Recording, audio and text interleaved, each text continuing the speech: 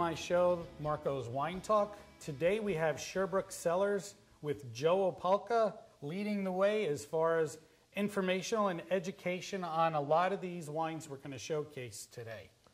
Joe, please give everybody a little introduction and a little background history to yourself. Okay, hi, I work for Sherbrooke Cellars and I am a wine educator, and I also possess several wine degrees.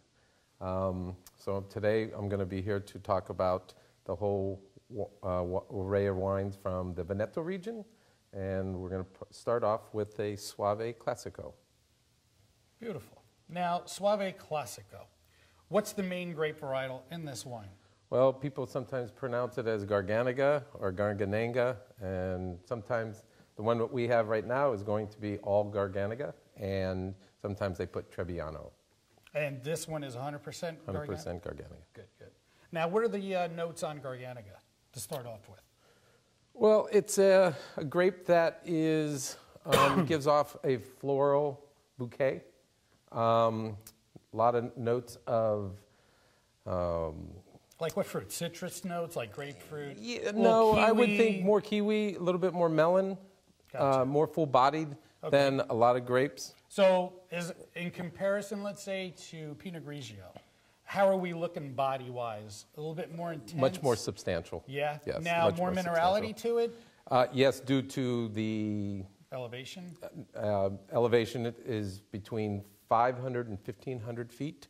And actually, where the Soaves come from are the most ideal in climate and soil of the entire Veneto region. Now, what's the soil, let's say, composition? Is it a little bit alluvial? Richer? It's alluvial, yes. Okay. So alluvial means or pertains to more minerality, correct? Yes. A little bit more gravely and soil characteristics. Yes. And then the other three that we're doing also on the red side of things, take us through this. Okay, we're going to start with the Valpolicella, the Rio Albo, made from the three traditional grapes. Right, which are? Corvina, Molinara, and Rondinella. Perfect. And then we are going to do the Valpolicella Ripasso. Correct. Residual sugar changes dramatically from one level to the next. Right, and then the final big boy red there? Which is the Amarone Valpolicella. Which, did I ever tell you guys is my favorite wine? Yes. Oh, okay. Because last show we finished off with Amarone, but we didn't get to try it because we ran out of time.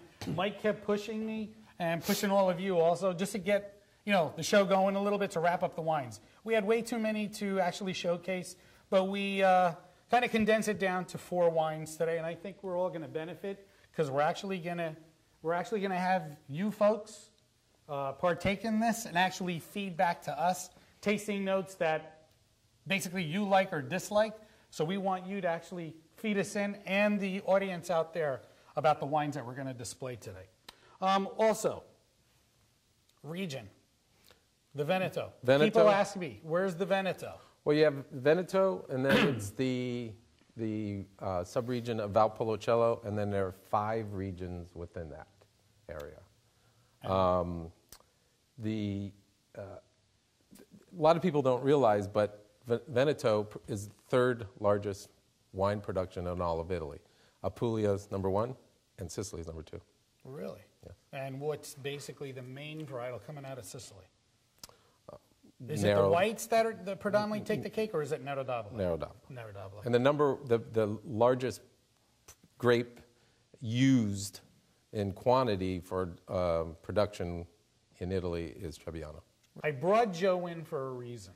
His background, is probably the best as far as restaurant-wise, because you ran a restaurant or owned a restaurant. Owned a restaurant. How many years? 14 years. 14 years. Vintage is big, and it's key to me, because let's say you're sipping on a 2009 Valpolicella is this, and the waiter brings you a 2010. How would you go about addressing that situation?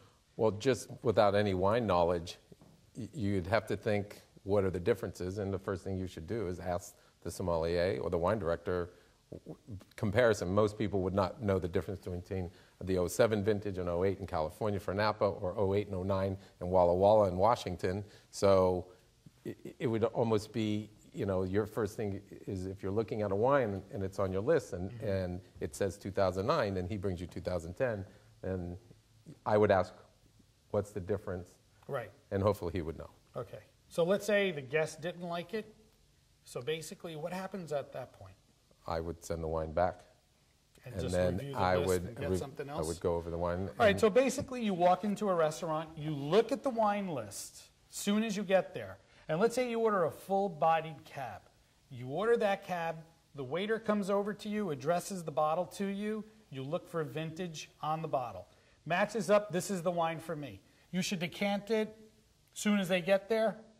If it requires. Right? Because let's say it's a full-bodied, you need to requires, decant it for about, let's say, a half an hour, 45 minutes for it to fully open, because you want that wine to oxidize. You want that, Your aging. sweetness, your aroma to actually come out. You want to open up the wine. So basically that's, basically when I walk into a restaurant, that's what I do first off. Look at the wine list, make sure the vintages are there, because I'm a stickler when it comes to vintage, because I love full-bodied reds. But you have to be careful about decanting, because a lot of people that aren't wine educated usually choose the opposite of what you're supposed to.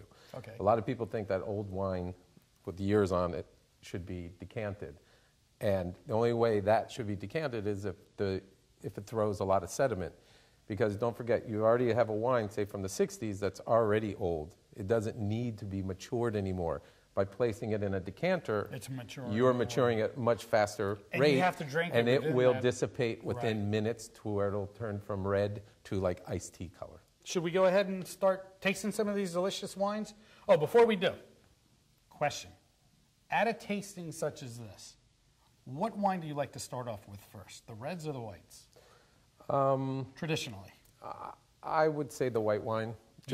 I mean, there's really no proper way, but among wine educators, they suggest that you start with the white. Okay. Because it's like anything, if you have anything sweet or anything that is full-bodied, and then you have anything salty or tart after that, it'll magnetize. Magnify immense. them. Right, exactly. See, I like to actually showcase reds when we do tastings like this, but at food pairings, I actually like to do the whites first, then lead into the full-bodied reds. Well, I mean, the only other reason why I would think, I mean, if we had Cabs or Merlots or Malbecs here. And this is just between us. I mean, this is up to you folks. I mean, if you want to try whites first. You want to try reds, you try reds. But with these wines, especially from the Veneto region, we're talking very high levels of residual sugar. Right, so you really don't So have, right. the best way is to start with the white and go, Right. just for the fact that we're not dealing with Cabernets and Merlots, like I was saying. And these predominantly aren't more food-driven to begin with, correct? They are not? Yeah. Oh, sure. Are? Oh, yeah. Okay, now... Hearty stews with the Amarone. Because I'll tell you right now, the more these open, I mean, and this is just to me again, folks, so, don't take me as the guide to go by. I could sip on any one of these wines and not have food with it. Yeah, right, and that's... Because they are, less acidic on the back end, but have a more richer, fuller-bodied, more fruit-driven than more, let's say, Tuscan wines or Barolos. Oh, because those are without a tannic doubt. animals. Exactly, and more earthy. Oh, yeah. And these aren't, especially when you start to get up into the Ripasso style and then all the way to the Amarone style. And that's why we have these guys here today to actually fill us in on, But what I'm a firm believer food and wine is like a marriage. And I mean, to have a bottle of wine, like as the Ripasso, to have that with a beef bourguignon